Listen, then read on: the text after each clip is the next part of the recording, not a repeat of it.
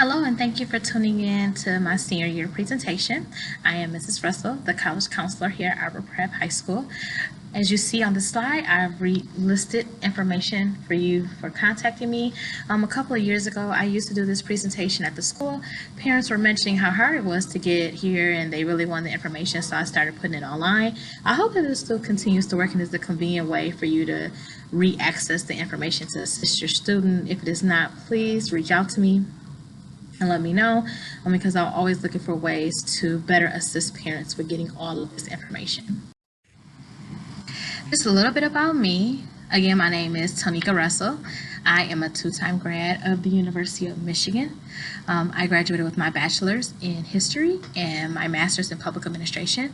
I'm now currently at Spring Arbor University receiving my counseling degree in mental health counseling. I'll be done this upcoming spring, right around when the seniors will be complete, so I completely understand what they are going through with senioritis. I talk about Demi Rose all the time. I am Demi Rose's mommy. That is how I'm known to many people, and that is my baby girl right there in the picture. I couldn't do a presentation without including her. I still live in Flint, so I tell students and parents all the time that I have a commute. So usually when the school day is out, I am heading home so I can beat that US 23 traffic. I absolutely love Beyonce, and I have worked in college access for the past 8 years, so I am definitely familiar with colleges and universities and what they require and assisting students through that process and the financial process. I know we may have some parents of some of our early college students who are listening to this presentation. So they will begin applying for college next year. This year is treated as their 4th year of high school, and their 5th year is treated as the rest of the seniors treat their current year. Next year, I will work with them to begin looking at schools for them to attend. They'll go through and do their FAFSA. They'll go through and complete all of their applications for admission and for scholarships. So this year, they'll be working with Mrs. Wallace at the Ted Scott campus, really looking at those courses that they want to take outside of the course that we have aligned for them, making sure that they transfer to some of the different universities that they're interested in. It's important to remember that early college students are not treated as transfer students. I apologize. Early college students are treated as incoming freshmen who have college credits. This is great because it allows for them to compete for those merit-based scholarships. There's a lot more scholarships that are available for incoming freshman students than there are for incoming transfer students. So they will still have all the rights and privileges as the incoming freshman students, just with those additional college credits, which is pretty awesome for them. Just a little bit about our class from last year. The top schools that students attended last year would be Michigan State. Washtenaw Community College was always a big one with us, also along with Eastern, University of Michigan Ann Arbor, and Saginaw Valley State University was a big one also.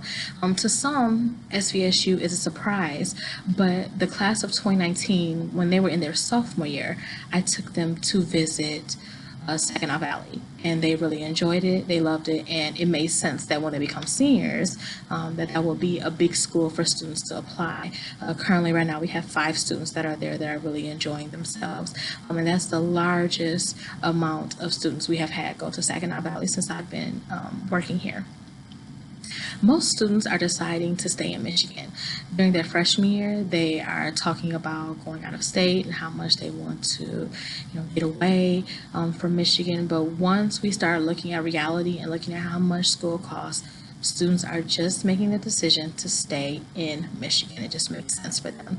Most of my students that do go out of state are receiving some type of athletic scholarship, or they have some family there that can assist with costs, and maybe they can stay with, or they can use them as residency purposes. But most of my students, again, are staying in Michigan. Cost is humongous. I always tell students and parents during freshman year to start having those conversations about what your expectations are. Are your expectations that they will cover the cost of their tuition and fees? Do you have money saved up to assist them? Or what does that look like for you? But that cost, students are aware of that, and they're making their decisions based off what is going to come out for them as more affordable.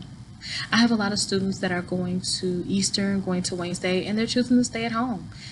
They're commuting, but they're waiving that $10,000, $11,000 cost of how much it would be for them to stay on campus and eat on campus.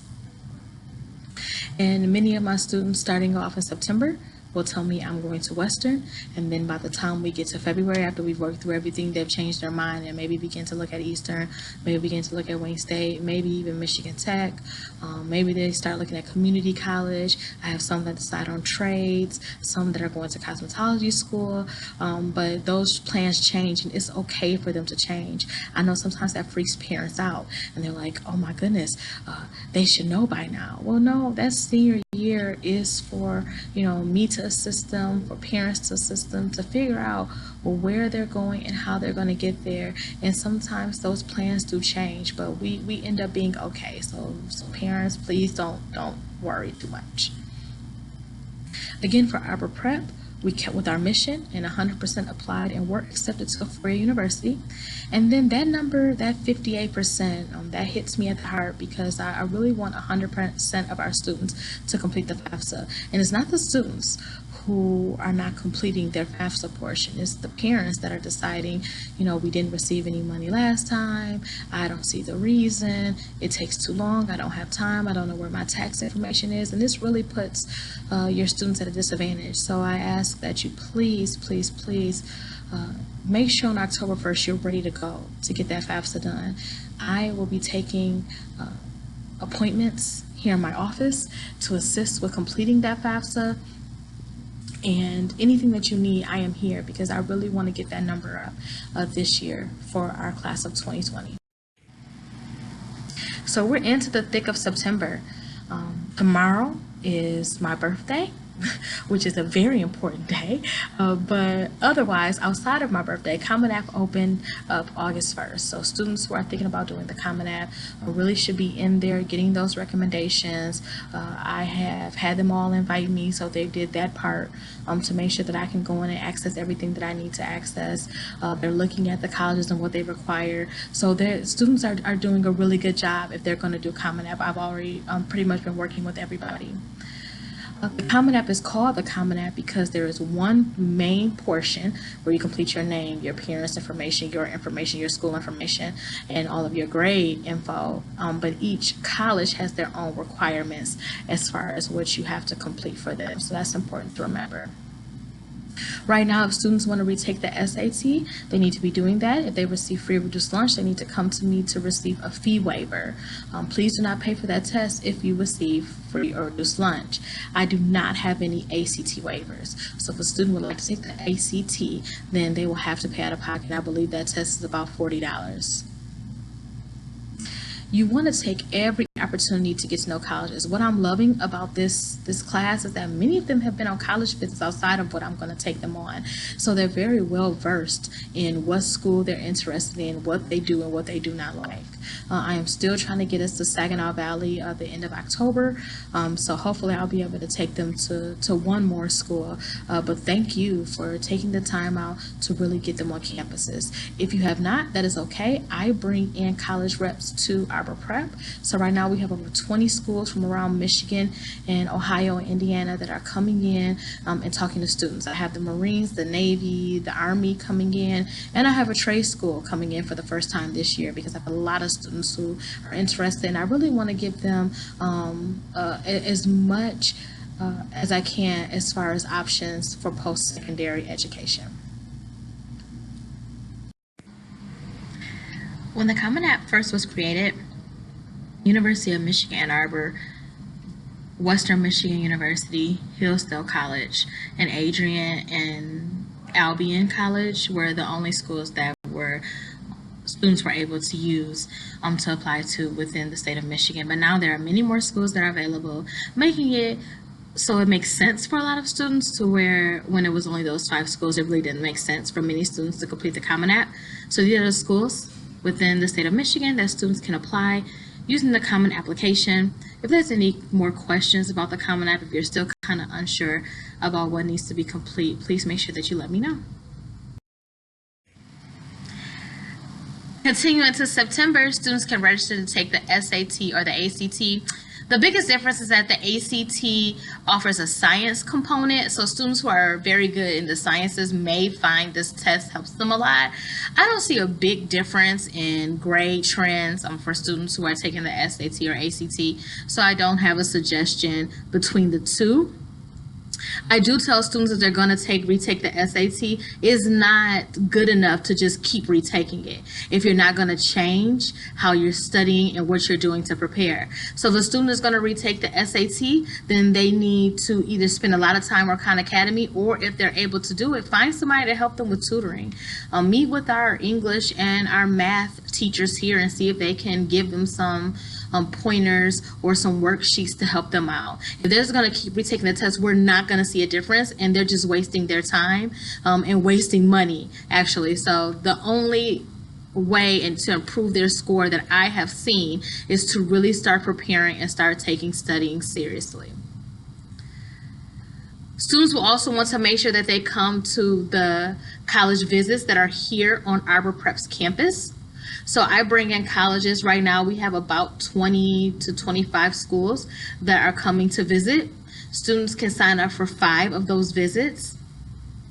And schools will come and bring information, talk about their campus. Oftentimes I will ask schools to look at students' transcripts and see where they fall as far as for admission and scholarships. So these are very good for students to go to, especially our students who don't have time to get to every college campus and are kind of confused about where they want to apply. I definitely encourage them to partake in these.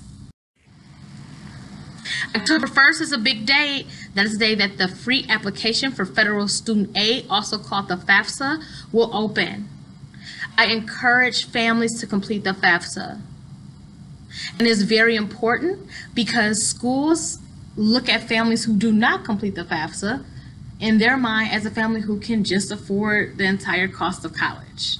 So it's very important that you complete that. In the beginning slide, I mentioned that our FAFSA completion rate was in the 50 percentile, and I want to get that higher. I want every student who has a chance to be able to receive any money that is available for them. Through the FAFSA, students can receive federal loans, they can receive work study, and grants.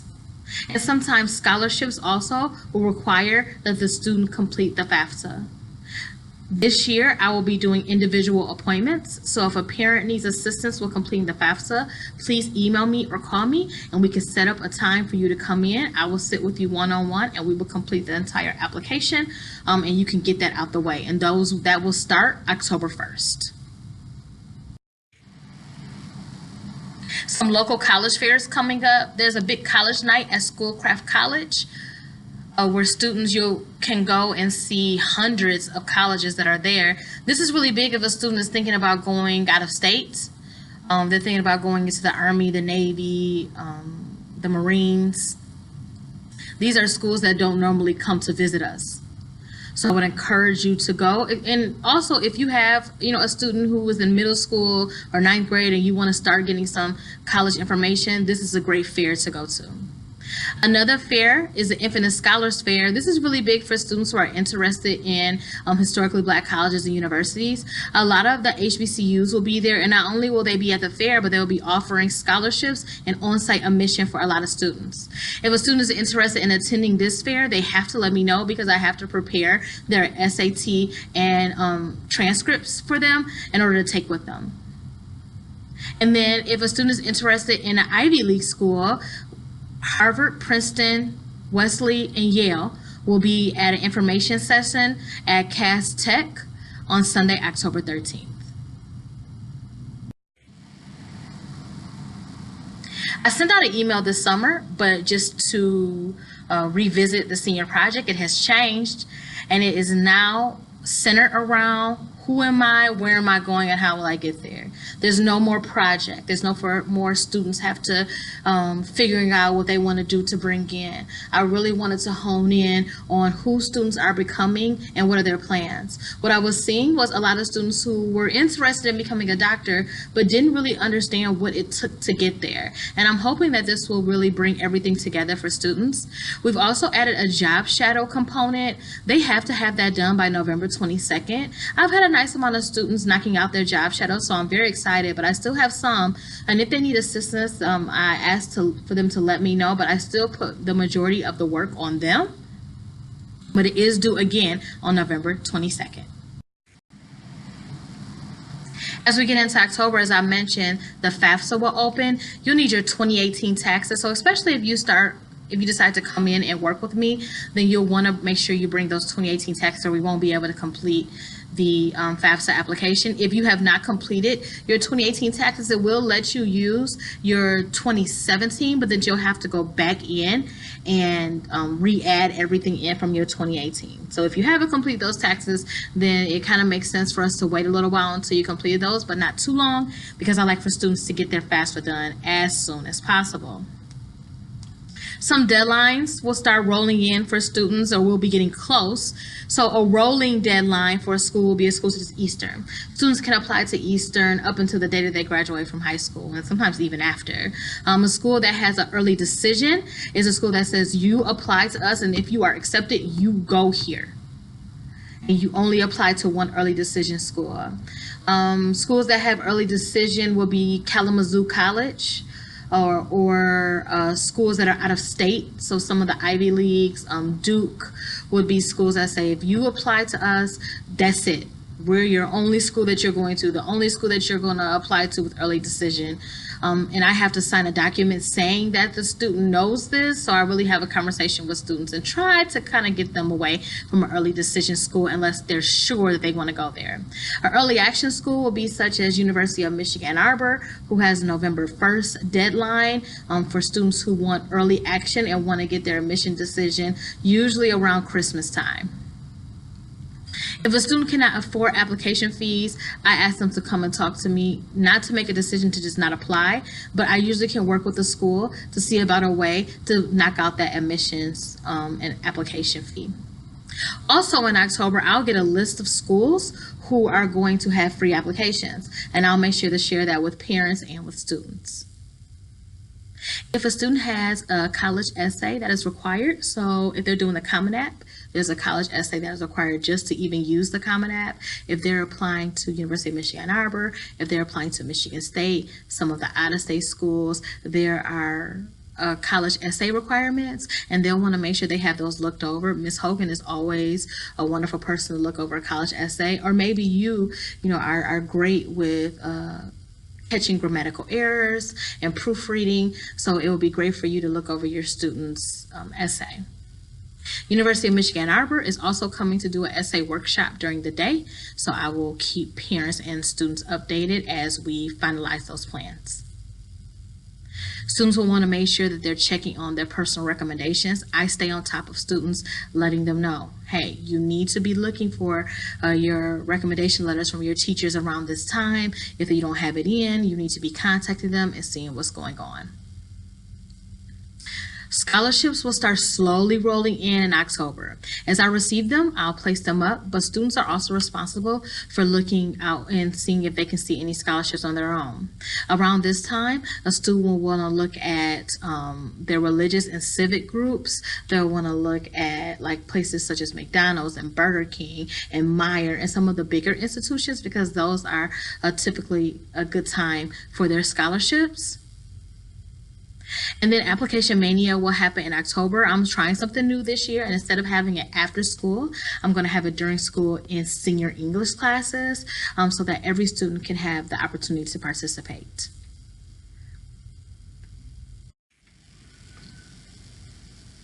Students will send their transcripts to colleges through Parchment. So most of them have signed up for Parchment. It is free. They request the transcripts to go to school. I go in and I send it out. Also, if a student is applying to the NCAA Eligibility Center, they'll do the same thing with going through Parchment. Some schools will not take the SAT score on their transcript. Those schools will be such as University of Michigan Ann Arbor, Michigan State. The NCAA Eligibility Center also does not. So students will need to go onto their College Board account and request that their SAT scores be sent to the school. And that's $12 per score report request. If a student needs assistance with that, they're welcome to come in and I will help them out with that. But they will need a credit card or a debit card. November through January, we kind of slow down a little bit, especially after November 1st. November 1st is the most popular deadline for early admission. So I'll be staying on students, making sure they have everything in by midnight, well, actually 11:59 p.m. of that night. January 1st and February 1st are other popular deadlines. Around this time, we'll also start receiving financial aid award letters back from schools if you completed your FAFSA early on in October. So I'll start going over those with students, start maybe ruling out schools, start maybe looping in you into the conversation, start talking about how are we going to pay for school? Is this too much? What outside sources do we have to assist with paying for college? Also, unfortunately, we may have some students that instead of getting those acceptance letters, they're getting denies or they're getting defers. University of Michigan Ann Arbor and Michigan State are humongous for deferring students.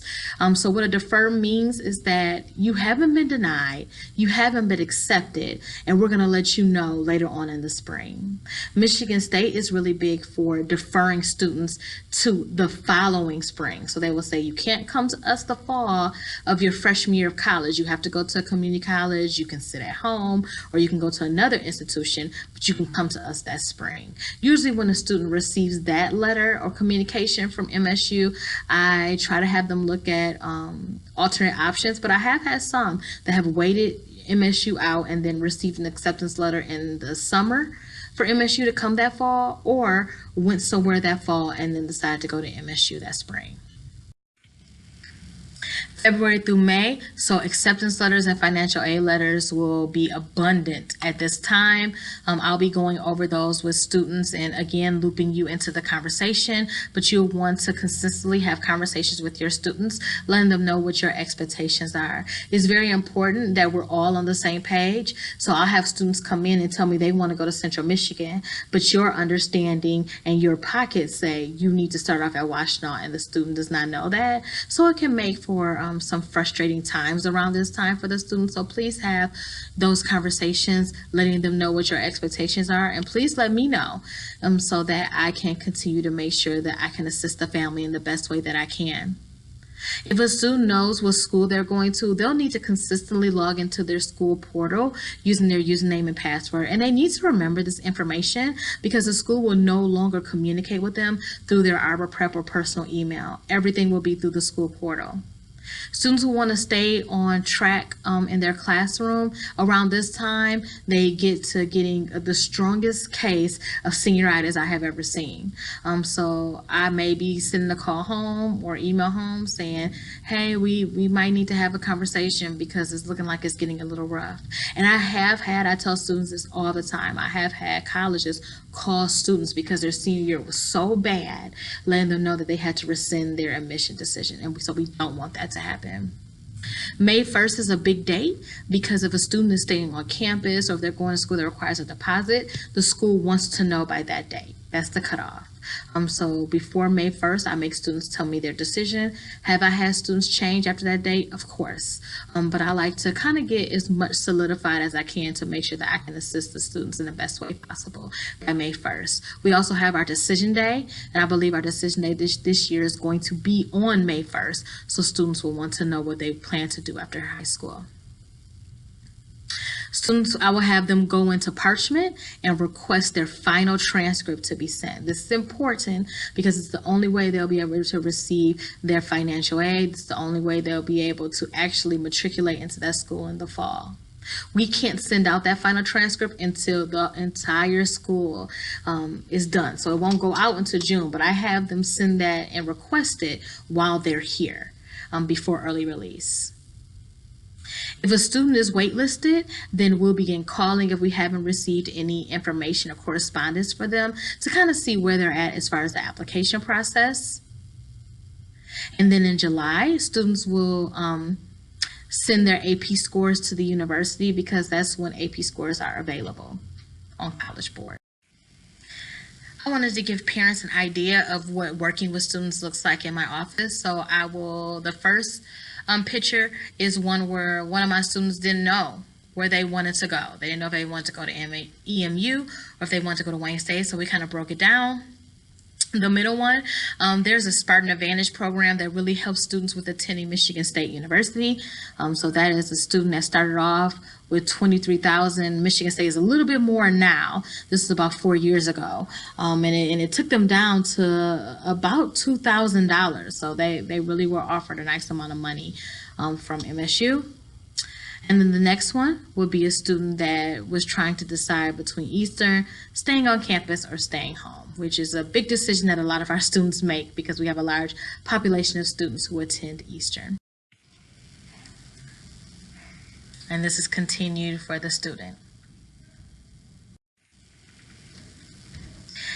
So even after seniors graduate, I continue to stay in correspondence with them throughout the summer and even during their freshman year of college. So I just got back a couple of weeks ago from visiting a couple of our graduates at Michigan State, just checking on them, making sure that the challenges hadn't got to them, making sure they were able to find their classes and everything, and they were doing great. I hardly find that any of our graduates are having an extremely hard time. Usually just the being on the big campus sometimes is a culture shock for them, but our MSU students were doing awesome. I check in bi-weekly, but I do not continue to email and text if I don't receive a response back from students. So please tell your students to make sure that they answer my phone call and make sure they answer my text so that I can continue to assist them. I have a lot of students that will drop in during their freshman year of college just to ask me questions. Maybe they want to transfer to the school.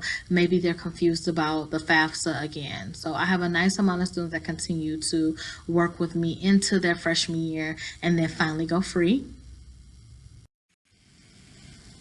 In order for students to complete everything they need during their senior year, I want to encourage every single family to complete the free and reduced lunch application.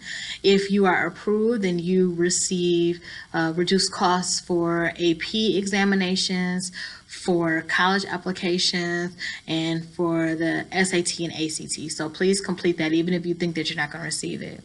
TIP is a tuition incentive program. I have pulled every single student who is eligible for TIP to make sure their application is complete. So if your student was not pulled, then unfortunately they do not get this program, this scholarship program. It does take care of the first 2 years of a college student education if they attend a community college or a university that offers a 2-year program. And I can definitely explain that to parents more who are TIP eligible. Students need their social security numbers. I know a lot of parents are like, I don't want to send the social security number with them. I don't trust them with it. I completely understand, but they do need it for applications. They do need it to complete their FAFSA. They do need it to complete their CSS profile for University of Michigan Ann Arbor. So please make sure they have access to that number or can reach you. I have a lot of students who may not have it, but they're able to call their parents during the day and get it to complete an application. So please just assist me with that because sometimes that stops us in the middle of the application process, and it's hard for me to get them going again on it once they have received it from you a couple of weeks later. And then some schools will have an application fee, and we will need some kind of credit card or debit card to access so that we can pay for those. What do I need from the parents? A lot of parents say, how can I help? How can I, better support my students? Please let them know. Number one, advisory is important. It is so imperative that they're going to advisory because a lot of this information gets funneled through their advisory class. I send their advisory teachers a lot of things throughout the week just so they can tell them on Mondays and Fridays. So please make sure they're attending advisory as much as possible and they're putting their best effort in to pass and take care of their senior project. Please help me with staying on top of their grades. Students that are in those online classes, they're the most susceptible to kind of just dropping off and not taking it seriously. And then now we're at the end of the semester and they are frantic to try to pass the class. So if you could just stay looking at their Infinite Campus and stay on them about the missing assignments, that is very much appreciated. I receive scholarships in my office, but I do not receive every scholarship in my office. So please assist me with looking for scholarships. If you see any that you think would be awesome for our school, please send them to me. I'm looking for as much help as I can to make sure that these students receive every amount of money eligible. I send a nice amount of emails. I understand that that's the best way for me to communicate with my parents. So please read the emails. Please save my information so that my emails do not go to spam. and then work with me throughout the day. I'm pretty much busy from the time that I walk in the door and to the time that I leave. So if you send me an email, if you call me and I don't get back with you, please charge it to my head and not my heart. I try to get back with my parents as quickly as possible, but sometimes I get pulled in different directions and I happen to miss it, but I try to come back around. If you need anything from me, please know that I'm always available.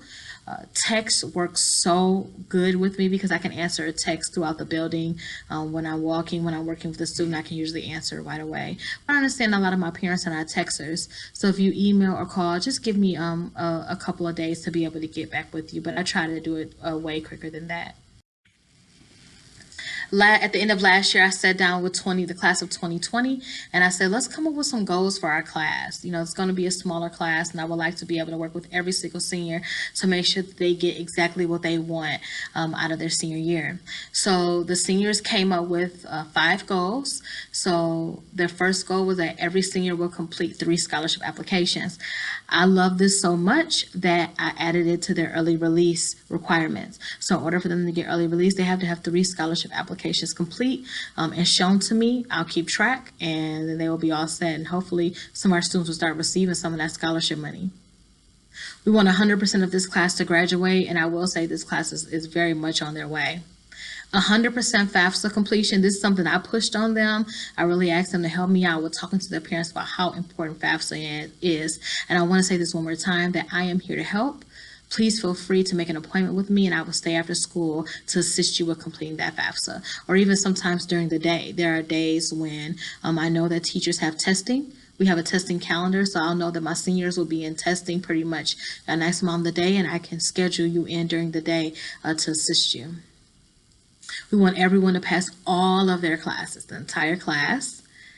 And then every senior will complete 120 service hours. So at 120 service hours, they receive white cords, service cords at commencement. So I would love for as many seniors as possible to be able to get those service cords. So I'm offering a lot of volunteer hours here in my office. They're helping me out a ton. And I'm trying to find them places to volunteer outside of the school so that we can try to hit this mark, or as close to this mark as we can. So just to end out with important dates that we have coming up, my birthday was September 19th. My goal was to get this out to you before that date, but unfortunately I was not able. It's hard for me to get time to really record it with no one around, so I've had to stay after school a little later to complete this. So September 19th was my birthday. October 1st, the FAFSA opens, so please make sure you get in there as close to October 1st as possible and complete that application. October 25th, I will be taking students to Saginaw Valley State University. We'll be having lunch and doing a tour. It is $10 to have lunch. They will not be taking care of our lunch, so students have to bring in $10 to cover their cost of lunch. March 6th is the tentative date I have for the senior breakfast. It's not solidified, but I wanted to throw that out there just so you can be prepared that it will be around that time. May 1st is a date that is solidified. It's our decision day at 1:50 p.m. And May 29th is our graduation. Is at University of Michigan Ann Arbor Power Center. So I just want to thank you all for viewing my presentation. I hope that it will assist you. If I'm missing anything, if you think it would be better if you came and we kind of went over it together, just please let me know. Also, if you are in need of anything throughout the year, just please let me know. For many of your students, I have worked with them from freshman year, so I'm excited to see them end out their high school career. And I hope that you have a great day and that this really was something that you found beneficial. Have a great day. Bye.